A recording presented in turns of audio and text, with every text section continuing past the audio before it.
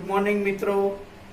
ધોરણ 10 વિષય ગણિતમાં આજે આપણે શરૂઆત કરીએ પ્રથમ પ્રકરણ વાસ્તવિક સંખ્યાઓથી।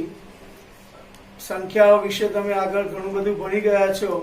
પ્રાકૃતિક સંખ્યાઓ, પૂર્ણ સંખ્યાઓ, પૂર્ણાંક સંખ્યાઓ, સમય સંખ્યાઓ, અસમય સંખ્યાઓ, વાસ્તવિક સંખ્યાઓ। તો એમાં હવે આપણે વાસ્તવિક સંખ્યાઓમાં અલગ અલગ જુદી જુદી રીતે કેવી રીતના દાખલા આપણે ધોરણ 10 માં પૂછાય છે એમાંથી આપણે સૌપ્રથમ વાસ્તવિક સંખ્યાઓની અંદર યુક્લિડની ભાગ પ્રવિધિનો ઉપયોગ કરી અને ગુસા શોધવાના દાખલાની રીત આજે શીખીશું। જેમાં આ ચેપ્ટરમાંથી બોર્ડની પરીક્ષામાં 4 ગુણનું પૂછાય છે, તો 2 ગુણના 2 દાખલા પરીક્ષામાં પૂછાય છે। તો એમાં આપણે પહેલો દાખલો જોઈએ 240 અને 228। તો એમાં a બરાબર 240 મોટી સંખ્યા હોવાને લીધે આપણે a તરીકે 240 લીધો, નાની સંખ્યા છે 228 એટલે b તરીકે 228।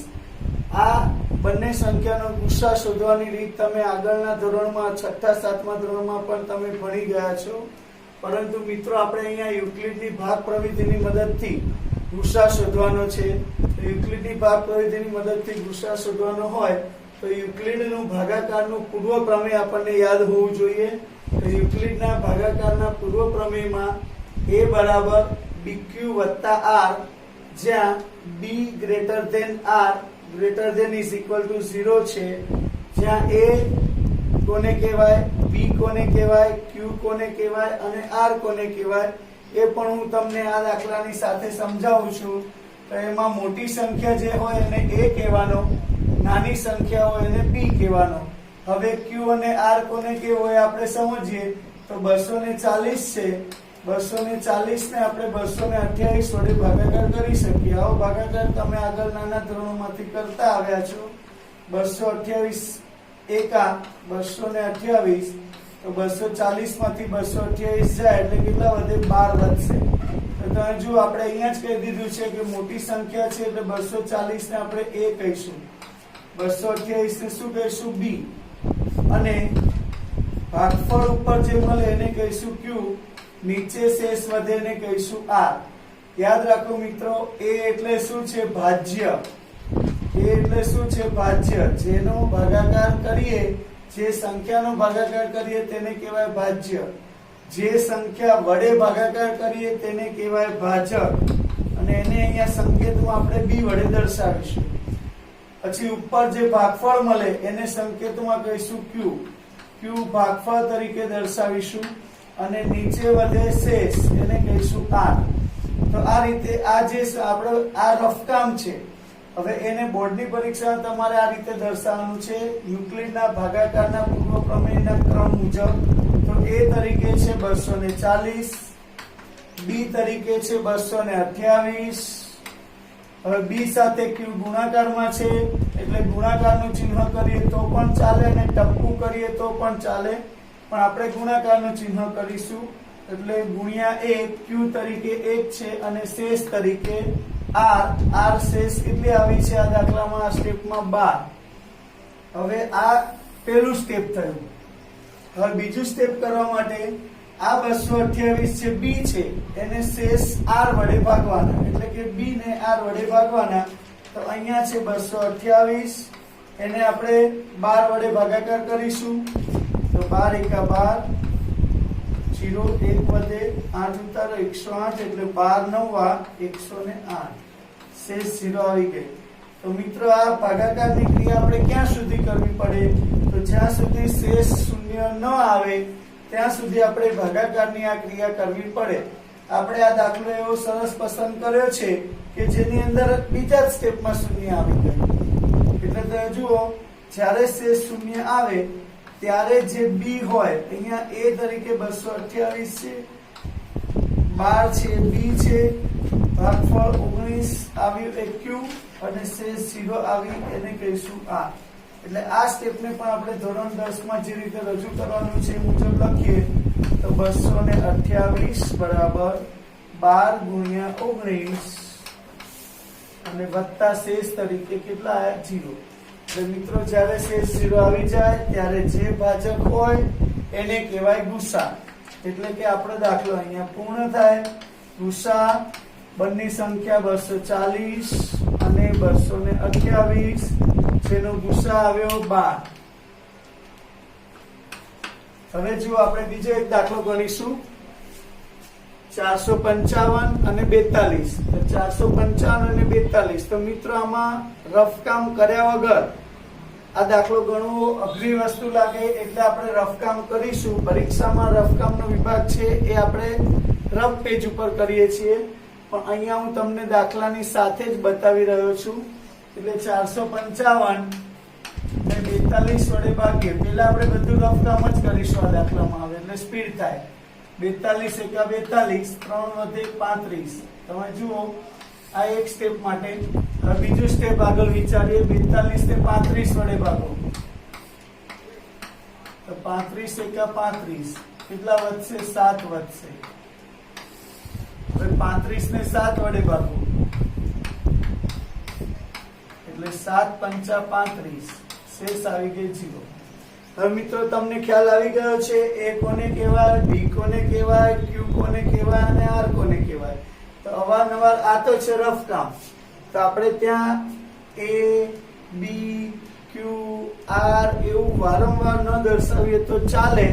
પછી તો આપણે સીધું સ્ટેપ જ લખવાનું કે એ બરાબર બીક્યુ વત્તા આર, જ્યાં એ બરાબર બીક્યુ વત્તા આર, જ્યાં B greater than R greater than is equal to 0.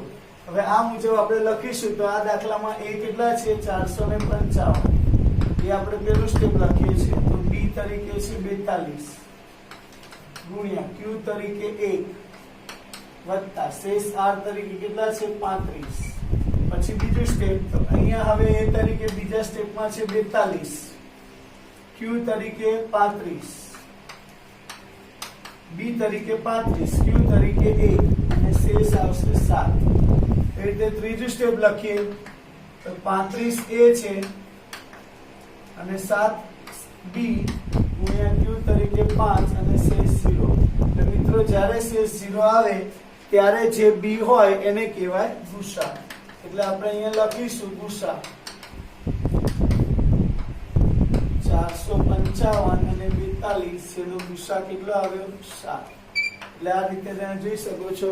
આપણે યુક્લિડની ભાગ વિધિને બે દાખલા આજે જોયા, અને અહીંયા બે દાખલા આપણે એવા જોયા છે કે પહેલા દાખલામાં 2 સ્ટેપમાં દાખલો પતી ગયો, બીજો દાખલો હતો એમાં 3 સ્ટેપમાં પત્યો. મિત્રો આવી રીતે આ રીતની અંદર 5, 6, 7, 8, 9 સ્ટેપના પણ દાખલા આવી શકે, પણ એક વખત રીત જો આવડી જાય છે તો આવા 9 સ્ટેપના દાખલા પણ આપણને અઘરા લાગતા નથી.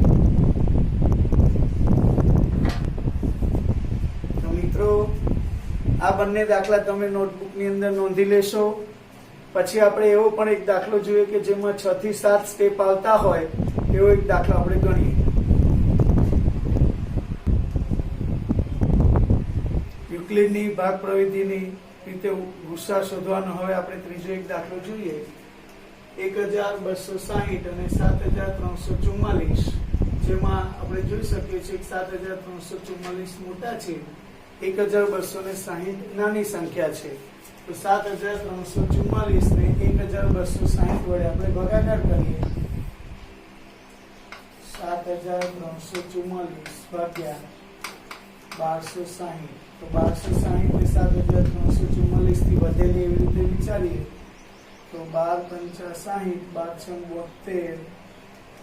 72. વિચારો પેલા 1260 ગુણ્યા 6 કરો, 0 ગુણ્યા 6, 4 6 36, વધી 3, 6 દુ 12 ને 3 15, વધી 1 6 1 6 1 7. તો વધી જાય છે મિત્રો. તો આ વધી જાય છે એટલે આપણે હવે 6 વડે ચલાવીશું અને 5 વડે ચલાવીશું. એટલે કે 5 ગુણ્યા 0 તો 0, 5 6 30 ની 0 વધી 3, 5 દુ 10 ને 3 13, વધી 5 1 5 ને 1 6. આની બાદબાકી કરીએ 4 4 0 ને 1. તો મિત્રો હવે આનું બીજું સ્ટેપ જોઈએ. આને આપણે આ સ્વરૂપે લખી શકાય યુક્લિડના ભાગ વિધિ સ્વરૂપમાં રફ કામ છે, આપણે એને ફેર લખીએ તો 7344 બરાબર 1260 ગુણ્યા 5 પ્લસ શેષ છે 1044.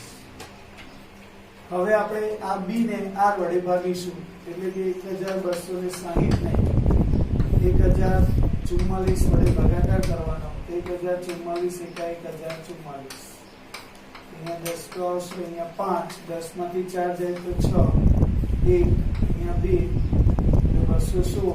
લાસ્ટ ને લખીએ 1044 બરાબર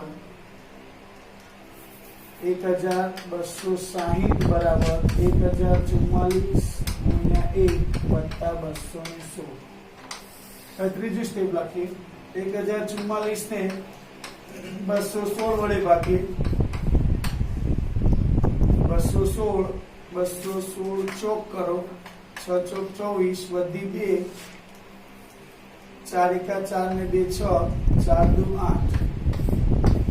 અહીંયા 14 પ્લસ 9 0, 14 માંથી 6 જાય તો 8, 180. 216 કરતા 180 આવ્યા, ઓછા નાની સંખ્યા આવી એટલે આપણો ભાગાકાર સાચો છે. એટલે 1044 બરાબર 216 ગુણ્યા 4 વત્તા 180. મિત્રો આ રીતે જ્યાં સુધી શેષ શૂન્ય ન આવે ત્યાં સુધી આપણે ભાગાકાર કરીશું. 216 ને 180 વડે ભાગાકાર કરો તો 180 એકા 180, 6 એકની ઉપર 11 થશે. અહીંયા 11 માંથી 8 જાય 3, અહીંયા 0 એટલે કે 216 બરાબર 180 ગુણ્યા 1 વત્તા 36. હવે 180 ને 36 વડે ભાગીશું. 180 ભાગ્યા 36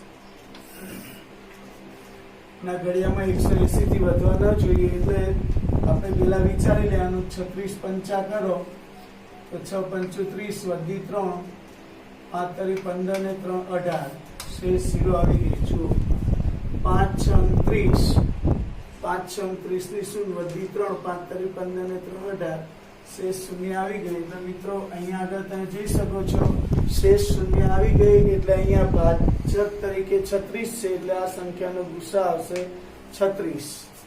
માટે 180 બરાબર 36 ગુણ્યા 5 વત્તા 0 એટલે ગુસા તરીકે લખીશું આપણે આન્સર. બંને સંખ્યા મોટી હતી 1260 અને 7344, એનો ગુસા તરીકે જવાબ આવ્યો 36. આ દાખલો આપણે નોટમાં લખી લઈશું મિત્રો.